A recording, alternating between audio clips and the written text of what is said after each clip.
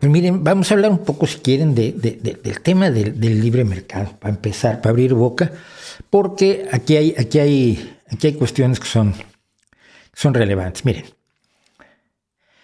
el mercado es una fuerza, es una institución importante, es una forma de comercio, es una forma de intercambio de bienes y servicios que se ha desarrollado, además no lo inventó nadie, no es producto de una conspiranoia como algunos creen, y es es que no es precisamente ni siquiera una institución, es un mecanismo de relaciones humanas que tiene muchas ventajas, tiene muchas desventajas. El problema que tenemos es que hay un grupo de personas que se hacen llamar liberales, libertarios, libertarianos, anarcocapitalistas, minarquistas, muchos nombres relacionados con el liberalismo, y para eso los remito a mi video sobre liberalismo, sobre liberalismos, y esas personas consideran que el mercado es perfecto, es la perfección absoluta, no hay que tocarlo, si lo tocas con el pétalo de una rosa, causas un desastre universal. Entonces el mercado hay que dejarlo porque solito, sin ninguna intervención de nadie, puede llevar al ser humano a la máxima felicidad y logros. Desafortunadamente la realidad no es así. La realidad es que el mercado, como cualquier otro mecanismo de relaciones sociales humanas, necesita reglamentación para que funcione dentro de una sociedad, que es donde vivimos los seres humanos. Vivimos en una sociedad que además nos da mucho y nos pide cosas. Y todos estos que, no, es que yo no le debo nada a la sociedad. El otro día uno me tiraba de la risa. Es un argentino al que me han pedido que lo oiga mucho, y francamente lo hallo yo absolutamente, inenarrablemente plomo. Es Javier Milei. Y yo lo oía diciendo, bueno, si es que a mí no me tiene que costar lo que tú hagas. Este tío no tiene seguro de vida, ni seguro de coche, ni seguro de propietario, ni seguro de contenido de su casa, ni seguro contra robo. Porque la esencia misma de los seguros,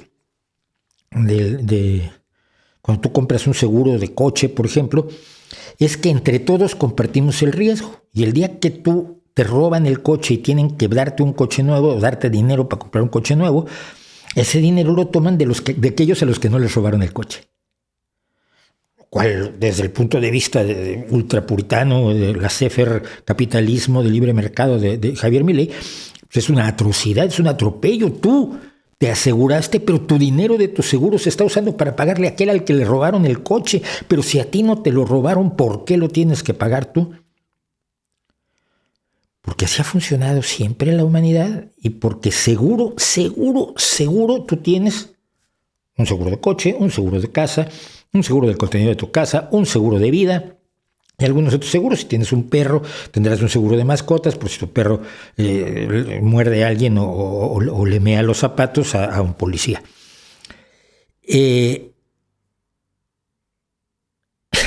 Entonces, claro, como estoy hablando de los liberales, bien, los socialistas también son muy malos. Sí, José Manuel, venga. Eso lo hacían los soviéticos, se llama el whataboutism. Tú les decías, oye, tú tienes gulags donde estás matando millones de personas, y él te decían, pero los negros en Estados Unidos son discriminados. Ya sí, son discriminados, pero no tiene nada que ver con lo que estamos hablando. Bueno, la seguridad social es exactamente eso. Todos pagamos la seguridad social. A veces la usamos más unos cuando estamos enfermos, y a veces la usan más otros cuando están enfermos. Todos la pagamos. A mí me está costando la cadera que hoy le están poniendo a un ciudadano en un hospital en Madrid. Yo lo estoy pagando encantado de la vida. Porque el día que yo necesite una cadera, entre todos me la pagarán a mí, o una rodilla, o lo que fuera. Las inyecciones de mi ojo, por ejemplo, que me estuvieron poniendo, y que en Estados Unidos simplemente no las hubiera yo podido pagar.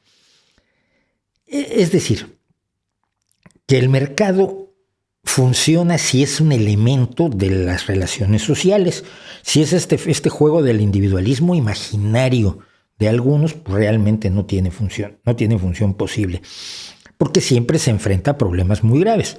Cuando alguien dice, bueno, pero es que yo lo he hecho yo todo solo, sí, hombre, las calles que pisas tú las pusiste, tú fuiste por la grava, Tú refinaste el petróleo con el cual hiciste el alquitrán para que con la grava y el alquitrán pavimentar la calle, luego ya fuiste a hacer la pintura para pintar las rayas de la calle por la que caminas. Mientras tanto hiciste, por supuesto, la presa y las turbinas eléctricas con las cuales se alimenta de electricidad la iluminación nocturna de tu bonita calle. Y por supuesto tú hiciste todos los reglamentos que hacen que cuando te construyen una casa no te puedan ver la cara y la casa se te caiga encima, o las carreteras, o los puentes, o las presas, etcétera, etcétera. Tú lo hiciste todo, ¡oh glorioso individuo! No, sabemos que no es cierto. Todos dependemos de la sociedad. Todos dependemos del resto de la sociedad, todos dependemos de los demás. Pero el mercado efectivamente es un mecanismo que tiene muchas ventajas, y yo lo he dicho, una forma razonable de hacer izquierda es utilizar el mercado para lograr la justicia social, aprovechando sus ventajas y tratando de eliminar sus desventajas. Pero concretamente en YouTube, ¿qué fue lo que pasó con los tú eres un sindicato? No soy un sindicato, ni quiero hacer un sindicato. Pero ¿qué fue lo que pasó? Que la agresión fundamental contra las personas que dimos la cara es que somos perdedores. Porque yo solo tengo 112,000 personas que me ven y solo tengo 1,000, 2,000, 3,000, hasta 5,000 visualizaciones en mis videos, pero por supuesto no tengo las visualizaciones que tienen los millonarios de YouTube. Y mi pregunta es, ¿qué? No es lo que quiero. Si quisiera, utilizaría otro sistema y emprendería el camino por otros temas. Es decir, no forzosamente quiero millones de espectadores, quiero llegar a ciertos espectadores a los que mi mensaje, las cosas que puedo contar yo les pueda interesar. Pero el problema es que cuando solamente el mercado dicta, tienes deficiencias. Y un ejemplo de estas deficiencias, por supuesto, es el de la música. Y lo voy a decir así porque durante mucho tiempo, a los que me siguen en Twitter y a los que me siguen en Twitter, sobre todo porque hablo de música, han visto que me quejo amargamente en Twitter de que gente como esta gloriosa canción de Oyster Band, que es mi banda, lo que ustedes quieran, los promuevo porque sí, esta canción maravillosa que se llamaba My Dog, mi perro, tenía creo que 142 visualizaciones, algo así, menos de 200. Yo decía, no puede ser. No puede ser, es absurdo. No es que la gente no lo quiera oír, es que la gente no se ha enterado que esa canción está allí. El caso de esta extraordinaria guitarrista, cantante, compositora, Ali Venable, que hace blues. De entrada ya el blues no es de lo más popular, no es reggaetón, no es house, no es dance music. Yo decía, 512 visualizaciones, no jodan. Es que sí, evidentemente, ¿qué es lo que pasa? No se recomiendan porque no se han recomendado. Hay un círculo allí que es importante señalar que existe. No quiere decir que tienen que quitarle las recomendaciones a Bad Bunny. Quiere decir que tenemos ahí una deficiencia que hay que subsanar, que yo no sé cómo hacerlo, pero señalarla, por supuesto, lo voy a hacer. Y aquí lo hacía yo con otros grupos. Constantemente lo hago en Twitter. Recomiendo grupos que veo que tienen hasta menos de 100 visualizaciones, cuando hay calidad musical, cuando son géneros que no son precisamente nada extraño ni delirante. Yo lo hacía con un grupo que me gusta en particular, que se llama Coco and the Butterfields, que de pronto durante toda la pandemia estuvieron haciendo un streaming a la semana con 100 personas. Y digo, yo tengo 145 ahora, me siento maravillosamente bien, pero ellos son 6 o 7 personas haciendo música durante hora y media, mostrando sus composiciones, cantando, exhibiendo un talento maravilloso. El Coco and the Butterfields está formado sobre todo por una pareja, una mujer que es violinista y cantante espectacular, y un chico que es guitarrista. Componen canciones enormemente interesantes, enormemente sugerentes, y un montón de gente que está alrededor del grupo. Y durante toda la pandemia lo estuvieron haciendo todas las semanas para menos de 100, a veces para menos de 100 personas. Entonces decías, esto es profesionalismo de altísimo nivel, aparte que están obviamente practicando su arte, su habilidad, sus talentos. Y yo decía, vayan a ver a Coco and the Butterfields, probablemente les guste. Pero estábamos viendo lo que pasó este año en Spotify, porque ayer me avisaron que tenía yo que ver qué era lo que yo más había oído en Spotify. Punk celta básicamente es lo que oí, y música tradicional y algo de rock, bastante rock, y blues, por supuesto. Y entonces, bueno, me fui a ver quiénes eran los artistas con más streamings en todo el mundo. Bad Bunny, que ni siquiera es estrictamente música, es decir, tiene ritmo, pero no tiene melodía. Tiene armonías, pero no tiene melodía, no usa melodía porque son recitativos. Habla. Creo que sí usan 1 o 2 notas. No es de una calidad que tú digas va a trascender, pero es lo más escuchado.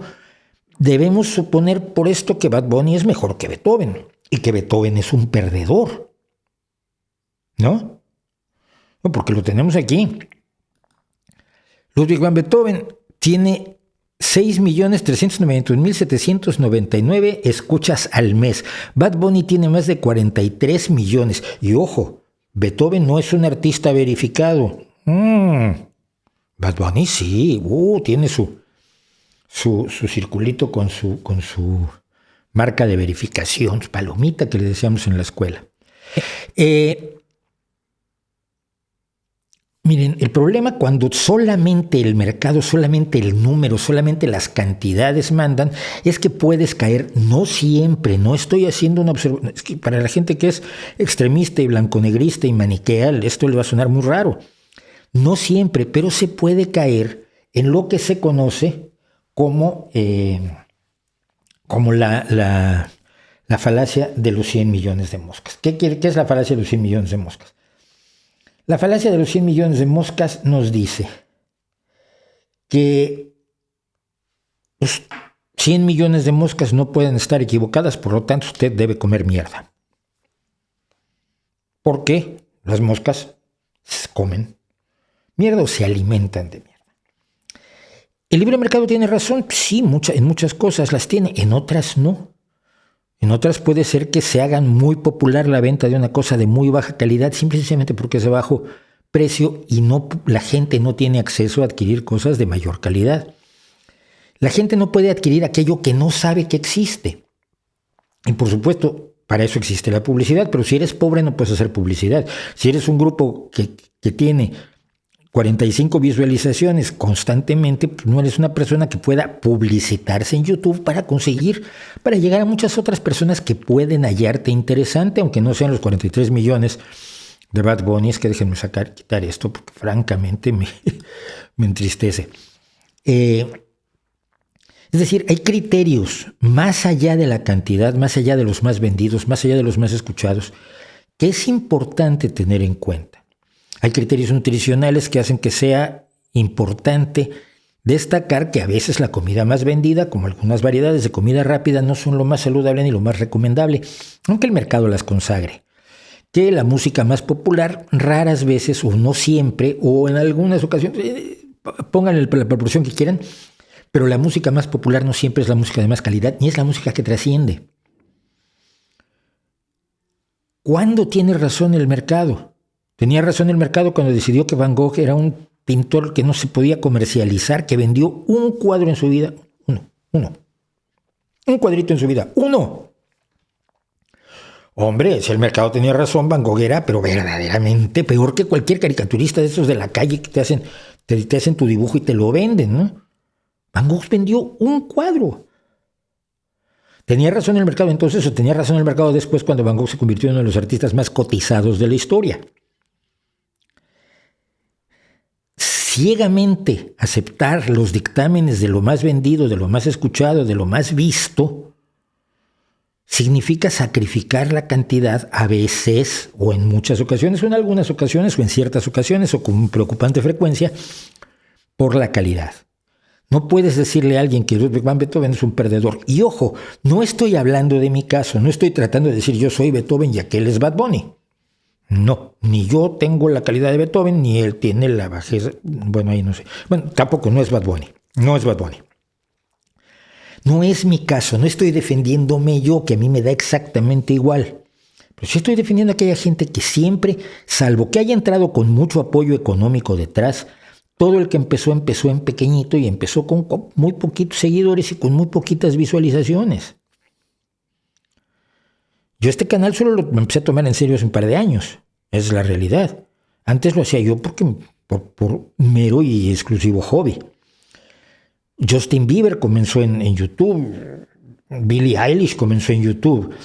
Hoy descubrí yo una mujer maravillosa, una cantante, pero verdaderamente estremecedora, que la puse inmediatamente en Twitter, cantando el I Dream the Dream de Les Miserables, de la obra de teatro, de musical, que luego Anne Hathaway cantó en la película de Los Miserables, que Anne Hathaway es un trabajo maravilloso y estremecedor con esa canción, pero lo que hizo esta mujer hoy, que yo vi hoy, verdaderamente me dejó alucinado. Pero es gente que tiene muy pocas visualizaciones y a veces durante años y años.